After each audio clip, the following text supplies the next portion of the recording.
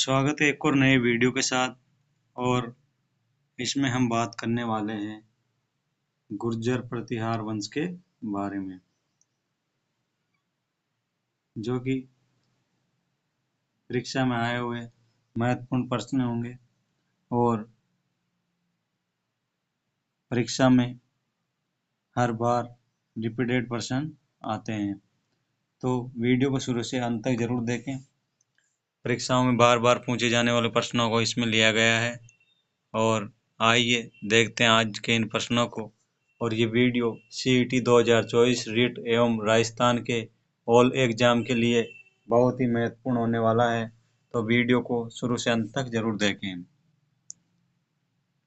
आज का पहला प्रश्न है, राजपूत वैदिक आर्यों की संतान है, इस मत के प्रतिपादक कौन थे?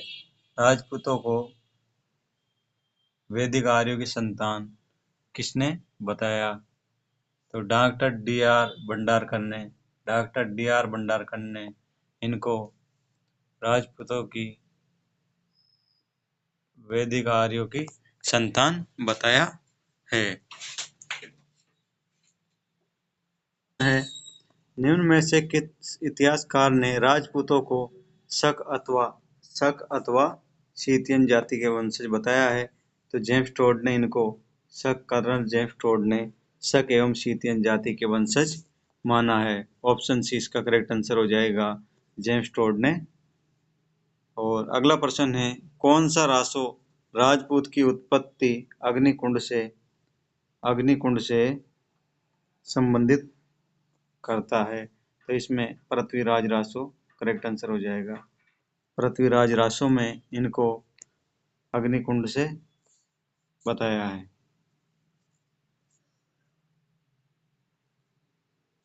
अगला प्रश्न है, निम्न में से कौन से वंशज की उत्पत्ति अग्निकुंड से नहीं हुई है? अग्निकुंड से नहीं हुई है तो परमार, इनकी भी अग्निकुंड से बताई है। चौहान एवं चालुक्य की बताई गई है। सिसोदिया वंश की उत्पत्ति अग्निकुंड से नहीं हुई। अगला प्रश्न है, राजपूतों की हूण की संतान बताया। इनको जो हूणों की संतान बताया वो किस इतिहासकार ने बताया है? तो ये B.A.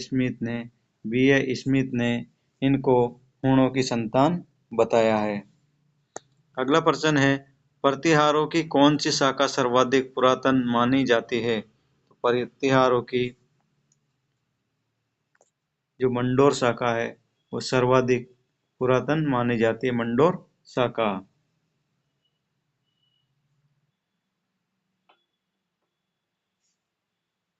अगला प्रश्न है, निम्नलिखित में से कौन से मंदिर गुर्जर प्रतिहार शैली के हैं? तो कौन से मंदिर गुर्जर प्रतिहार शैली के हैं? चित्तौड़ किले में स्थित समदेश्वर मंदिर गुर्जर प्रतिहार शैली का है। गोट मांगलो दधिमती माता मंदिर ये भी गुर्जर प्रतिहार का है। किराड़ू का सोमेश्वर मंदिर गुर्जर प्रतिहार। जगत अंबिका माता मंदिर ये भी गुर्जर प्रतिहार शैली का है। तो ऑप्शन सी इसका करेक्ट आंसर हो जाएगा। चारों ही मंदिर गुर्जर प्रतिहार शैली में बने हुए हैं।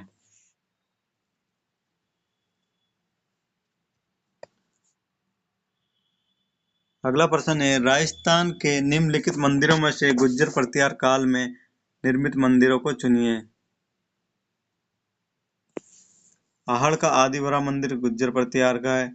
आबानेरी हर्षमाता मंदिर गुर्जर प्रतिहार। राजोगढ़ का नीलकंठ मंदिर गुर्जर प्रतिहार। ओसिया का हरिहर मंदिर गुर्जर प्रतिहार। ऑप्शन डी इसका करेक्ट आंसर हो जाएगा, सभी गुर्जर प्रतिहार से संबंधित है। अगला प्रश्न है, आबानेरी तथा राजौरगढ़ के कलात्मक वैभव किस काल के हैं? ये गुर्जर प्रतिहार काल के हैं। गुर्जर प्रतिहार इसका करेक्ट आंसर हो जाएगा। अगला प्रश्न है, निम्नलिखित में से किन अभिलेखों में गुर्जर प्रतिहारों को गुर्जर कहा गया है? अभिलेख में प्रतिहारों को गुर्जर कहा गया है तो ये नीलगुंड, देवली, कराड़ एवं राधनपुरा में इनको कहा गया है। ABCD सभी सही है। ऑप्शन डी इसका करेक्ट आंसर हो जाएगा। अगला प्रश्न है, राजस्थान के प्रतिहार वंश के संस्थापक हरिश्चंद्र की राजधानी कौन सी थी? तो गुर्जर प्रतिहार वंश के संस्थापक हरिश्चंद्र की राजधानी मंडोर थी। मंडोर इसका करेक्ट आंसर हो जाएगा। मंडोर इनकी राजधानी रही है।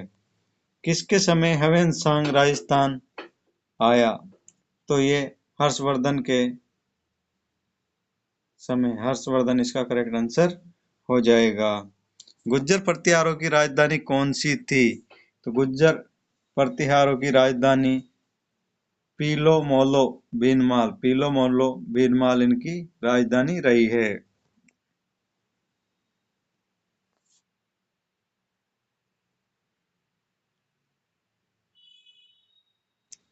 अगला प्रश्न है, निम्नलिखित में से कौन सी पुस्तक गुर्जर प्रतिहार वंश के मिहिर भोज द्वारा रचित नहीं है? तो सरसु श्रृंगार प्रकाश इसके द्वारा रचित है। कृत्य कल्पत्रु इनके द्वारा रचित है। राजमर्डांड इनके द्वारा रचित है। धर्म संग्रह इनकी पुस्तक नहीं है। धर्म संग्रह इनकी पुस्तक नहीं है। धर्म संग्रह इसका करेक्ट आंसर हो जाएगा। उस प्रतिहार शासक का नाम बताइए जिसने न केवल अरबों के आगे बढ़ने पर अंकुश लगाया बल्कि अनेक शासकों को उनके आधिपत्य से मुक्त किया है। तो वो नागभट्ट प्रथम है। नागभट्ट प्रथम इसका करेक्ट आंसर हो जाएगा। अगला प्रश्न है, गुर्जर प्रतिहार वंश के किस शासक ने अपनी राजधानी मंडोर से मेड़ता स्थानांतरित की थी? मंडोर से मेड़ता स्थानांतरित की थी। तो कक्कुक नागभट्ट प्रथम ने इनकी राजधानी जो मंडोर थी उसको मेड़ता स्थानांतरित किया था नागभट्ट प्रथम ने। अगला प्रश्न है, निम्न में से कौन सा शासक गौड़ में भोज प्रथम का समकालीन था? तो ये जो बंगाल में भोज का समकालीन वो देवपाल था। देवपाल इसका करेक्ट आंसर हो जाएगा।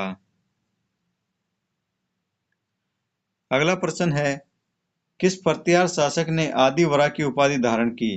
तो आदिवरा की उपाधि की बात करें तो मिहिर भोज ने। ऑप्शन डी करेक्ट आंसर हो जाएगा।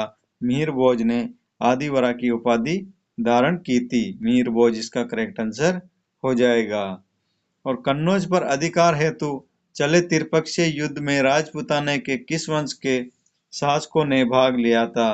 तो इसमें गुर्जर प्रतिहार वंश ने भाग लिया था। त्रिपक्षीय युद्ध में गुर्जर प्रतिहार वंश ने भाग लिया था। अगला प्रश्न है, गुर्जर प्रतिहार वंश के किस शासक ने अपने पराक्रम से गुर्जरों की प्रतिष्ठा को पुनः स्थापित किया? तो ये नागभट्टद्वितीय ने किया था। नागभट्टद्वितीय इसका करेक्ट आंसर हो जाएगा, जिसने गुर्जरों की प्रतिष्ठा को पुनः स्थापित किया।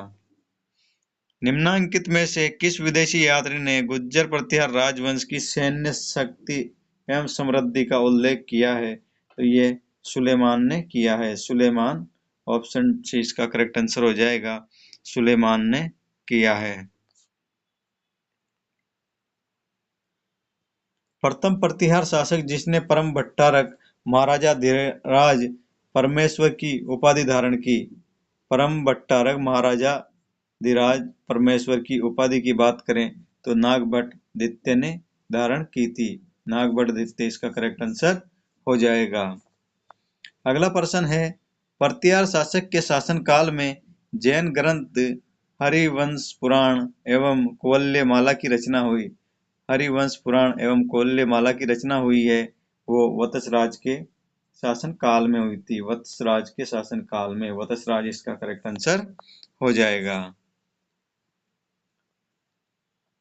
अगला प्रश्न है, गुर्जर प्रतिहार वंश का अंतिम शासक था। तो गुर्जर प्रतिहार वंश का जो अंतिम शासक है वो यशपाल था। यशपाल गुर्जर प्रतिहार वंश का अंतिम शासक रहा है। और अगला प्रश्न, किसको पराजित कर गुर्जर प्रतिहारों ने भीनमाल के राज्य पर अधिकार प्राप्त किया था, तो चावड़ाओं को पराजित कर भीनमाल राज्य पर अधिकार प्राप्त किया था। ऑप्शन 20 का करेक्ट आंसर हो जाएगा। वीडियो को अधिक से अधिक शेयर करें और लाइक और चैनल को सब्सक्राइब अवश्य करें, जिससे आगे भी आपको इसी तरह की वीडियो मिलती रहेगी।